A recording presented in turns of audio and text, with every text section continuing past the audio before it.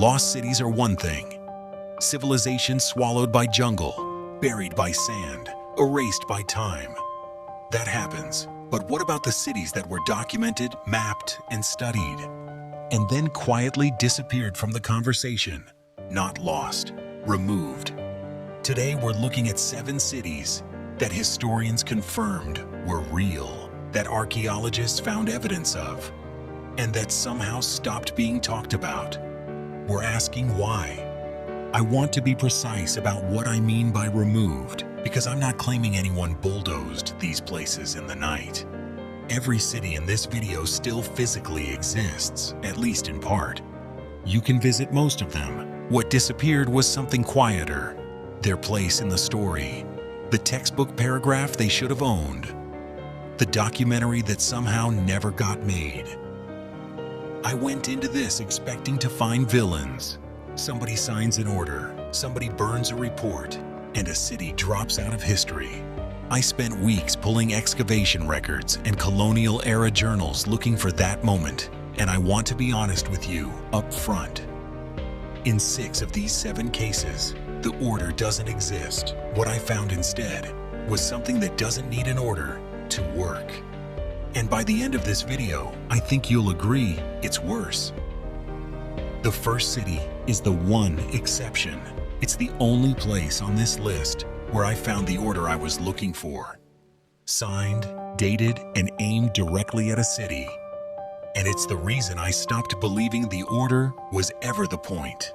In May of 1921, a minister in the new Turkish government named Ruza Nur sent an order to the general commanding the eastern frontier.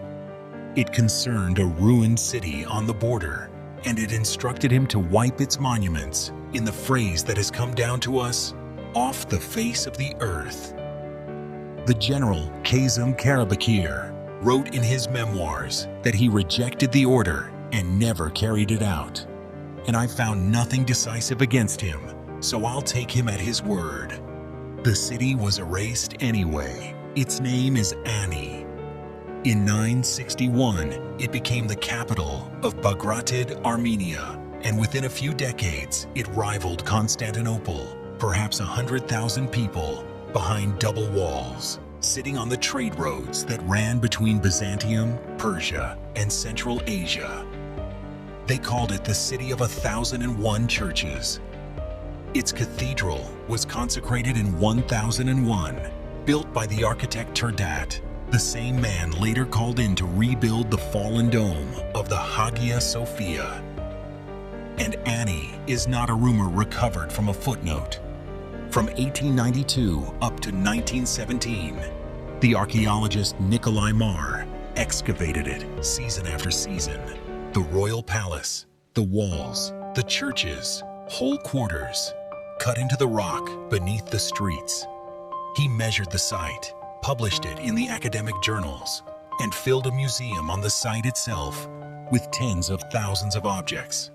By 1917, this was one of the best documented medieval cities on Earth. Then the war reached it. In 1918, as Ottoman forces advanced across the newly declared Republic of Armenia, in the years the region's Armenian population was being destroyed in what most historians call the Armenian Genocide. One of Marr's own team carried about 6,000 of the most portable pieces out to Yerevan. What stayed behind was looted or destroyed. 3 years later, the treaties signed at Moscow and Kars fixed the border along the river beside the city, and Ani came down on the Turkish side of it. That is when Ruza Nur's order was written and refused, and much of Marr's work was wrecked in those years anyway. Now I'll concede what needs conceding. Nobody demolished Ani. It had been a ruin for centuries already, sacked by the Seljuks in 1064, shaken apart by earthquakes, abandoned altogether by the 1700s. You don't need a conspiracy to explain why a medieval capital ends up as rubble. But rubble is not the same thing as silence. And what came after 1921 was silence. The border hardened and then froze, and Ani spent most of the 20th century inside a military zone on the front line between NATO and the Soviet Union. Entered by permit, photography forbidden, and soldiers posted there to enforce it. The scholars with the deepest claim on the place could stand across a closed border, close enough to see the cathedral, and never reach it. A city that cannot be photographed or excavated or published is a city that slowly stops appearing in anyone's story. Ani has been a World Heritage Site since 2016, and it is still the case that most people who could tell you what Constantinople was in the year 1000 have never heard the name of the city that stood beside it. So this is the one place where I found exactly what I came looking for, and it explains almost nothing because the order was refused and the erasure went ahead without it. But at least Ani was studied to exhaustion before it went quiet. The next city was worse off. For 80 years, nobody even bothered to look at it. About 100 miles north of Lima, in a desert valley in Peru, there's a complex of pyramids that archaeologists had known about since 1905. It sat in the literature for most of a century as a minor site that nobody seriously excavated, partly because it offered none of the things that attracted money in those days. No gold, no ceramics, no dramatic tombs, and in archaeology, for a long time, no gold meant no funding. In the 1990s, a Peruvian archaeologist named Ruth Shady started digging there anyway, often with almost no money and by her own account, at real personal risk. What she found made no sense. The city had monumental architecture, sunken plazas, and organized urban planning, but no pottery anywhere. In the Americas, pottery was supposed to come long before cities. A city without ceramics was close to a contradiction in terms. Then the radiocarbon dates came back. Published in Science in 2001, Caral was urban around 2600 BC. That's the same era the pyramids of Giza were going up. It made Caral the oldest known city in the Americas by roughly 1,000 years. And it meant urban civilization on this side of the world was more than 4 millennia older than the story most of us were taught. To be fair to the field, extraordinary dates deserve skepticism, and the skepticism Caral got was science working properly. That part I have no problem with. The part I keep coming back to is the 80 years before. The site wasn't hidden, it was visible from the Valley Road. And it went unexamined because it didn't look like what the discipline had decided mattered, which means nobody ever had to suppress Caral because the filter was quietly doing that work for free. And if a filter can bury a city for 80 years in Peru, watch what it did for an entire continent. In 1977, 2 archaeologists, Susan and Roderick McIntosh, started excavating a low mound in Malai, near the modern town of Jenne. The colonial era doctrine they'd inherited was simple and confident. Cities came to sub-Saharan Africa from outside. Arab traders crossed the desert around the 9th century, and urban life followed them in. The mound said otherwise. Jenne-jeno had been a functioning urban center by the 400s AD, and settled centuries before that with iron production, long-distance trade, and a population in the thousands. Urban, organized, and African, centuries before the trans-Saharan trade was supposed to have delivered civilization from the north. And there was a second problem, one I find more interesting than the first. Jenne-jeno had no palace, no city wall around a ruler's compound, no royal tombs, no monuments to any king. It appears to have run for 1,000 years as a cluster of specialized communities, smiths, potters, farmers, traders, coordinating without a visible central power. That broke due filters at once. A city that was African before it was supposed to be possible. and a city with no king in a discipline that half defined cities by their rulers. For decades, the safe response was to treat it as an anomaly. Interesting, but not the kind of thing you rewrite the textbook for. I want to hedge here because the Macintoshes themselves are careful on this. Absence of a palace isn't proof of equality, and the debate about how Jenne-jeno governed itself is still open. That's fine. Open debates are healthy. What's harder to defend is that most people have heard of Timbuktu, which came later, and almost no one has heard of the city that proves African urbanism needed no imports at all.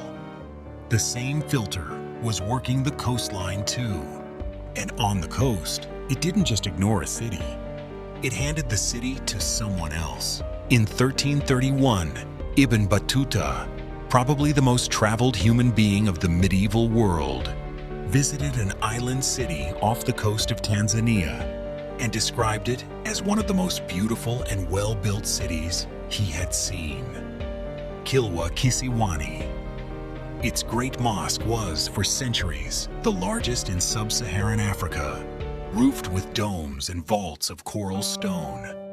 Its rulers minted their own coins that have turned up as far away as an island off northern Australia. Though I'll flag that the Australian find is still debated, and I don't want to build anything on it. Kilwa controlled the gold trade flowing out of southern Africa. When the Portuguese sacked it in 1505, they described a city of fine stone houses, and then spent the next 4 centuries, along with the colonial scholars who followed, explaining that Africans couldn't have built it. The official attribution for most of the colonial era was Persian or Arab, anyone from across the ocean. And here's the concede. The ruling dynasty itself told an origin story about ancestors from Shiraz, and the Indian Ocean trade genuinely did weave Arabia and Persia into the city's fabric. The claim wasn't invented from nothing, but the archaeology, when it was finally done properly, kept pointing the same direction. The architecture develops locally. The material culture is Swahili. The coins are minted on site in a local tradition. Kilwa wasn't a foreign outpost on an African beach. It was an African city trading with the world, which is a very different sentence. Attributing your colony's ruins to long-gone foreigners does something specific. It turns the people in front of you into tenants of their own coastline. Great Zimbabwe got the same treatment, and we covered what happened there in an earlier video. Kilwa's version just came with a nicer ocean view. So far, every removal has been a story or a filter. The next one was physical. They took the city apart brick by brick, and then wrote that it had never really mattered. For about 200 years, one of the largest cities in the medieval world stood on the lower Volga in what's now southern Russia.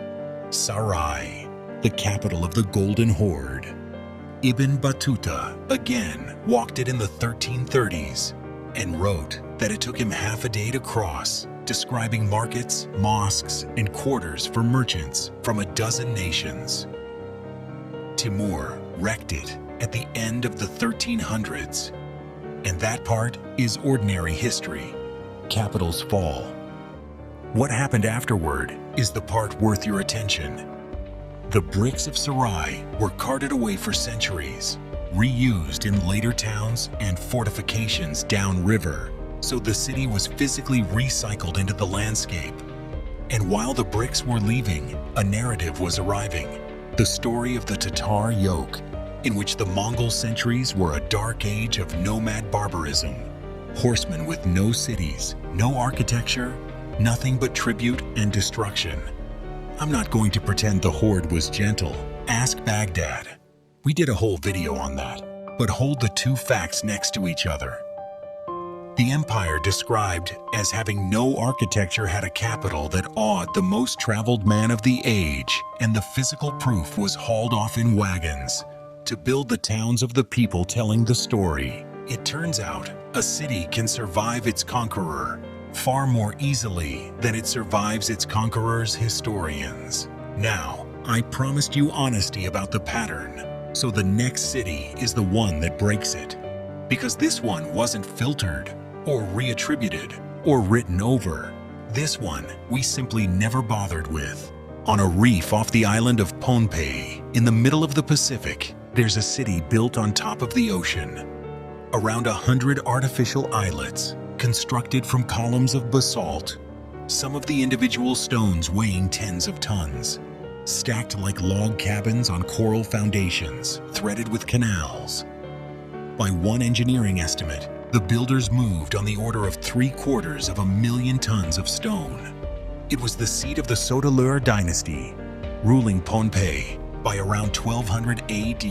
If Nan Madol stood in Europe, it would be one of the most famous places on Earth. It is, I'd argue, the most impressive thing ever built on a coral reef by anyone, anywhere.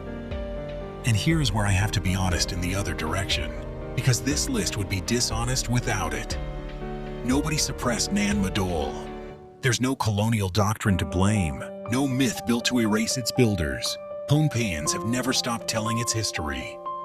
What Nan Madol got instead was almost nothing. In over a century, it has seen only a handful of serious excavations, chronically underfunded, sitting so far from everything that the research money simply never sails that far. No one decided the world shouldn't know about Nan Madol, and that's exactly why it belongs here. Because it proves knowledge doesn't need an enemy to die. It only needs the attention to be pointed somewhere else for long enough. Which brings us to the last city, the most important one on this list, because its removal isn't historical. It's happening while I'm recording this. In the far northeast corner of Syria, near the Iraqi border, there's a mound called Hamoukar. Between 1999 and 2010, a joint Syrian-American team dug into it and found something that quietly threatened the oldest sentence in the textbook. The one that says civilization began in southern Mesopotamia at Uruk and spread outward from there. Hamoukar was showing signs of urban organization, large-scale food production, specialized industry, administrative seals, possibly before Southern influence ever arrived. A city rising on its own, in the north, off script. And in one layer, dated to roughly 3500 BC, the team found collapsed walls and thousands of clay sling bullets. The excavators described it as the aftermath of the earliest large-scale urban battle we know of.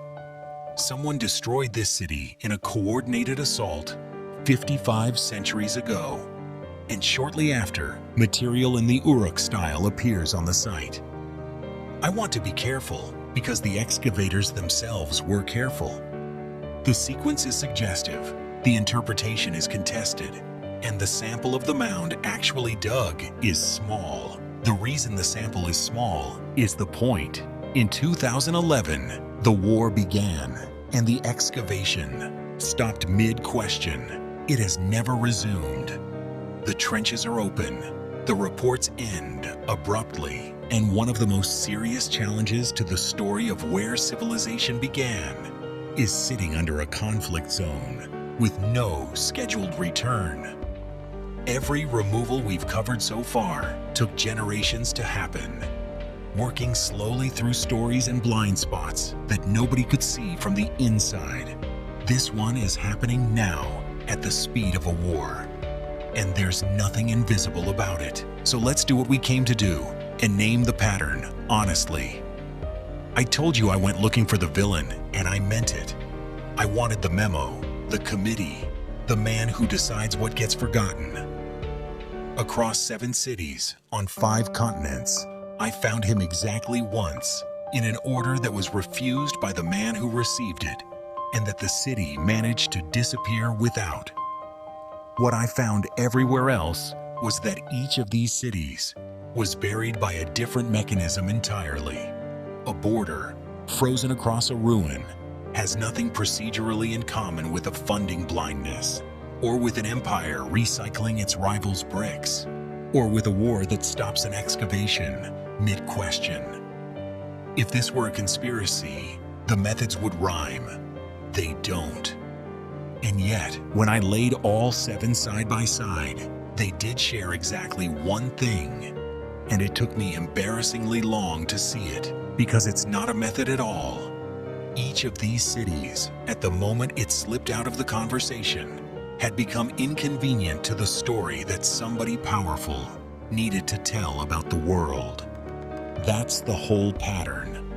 Nobody had to coordinate it, because in every era, on every continent, the people doing the filtering weren't lying.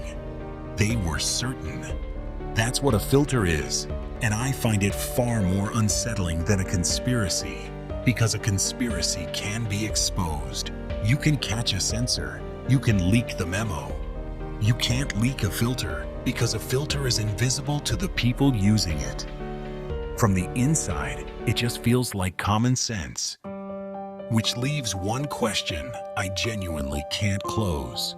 Mar published Annie, season after season of it, measured and printed and bound, while the city was still reachable, sitting on library shelves in half a dozen countries. Any scholar could have opened those volumes.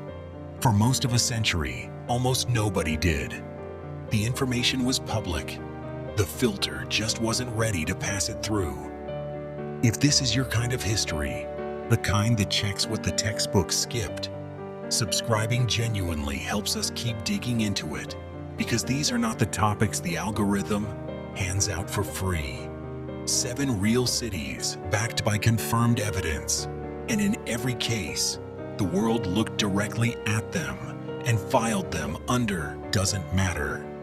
That's what I can prove, and that's where the proof ends.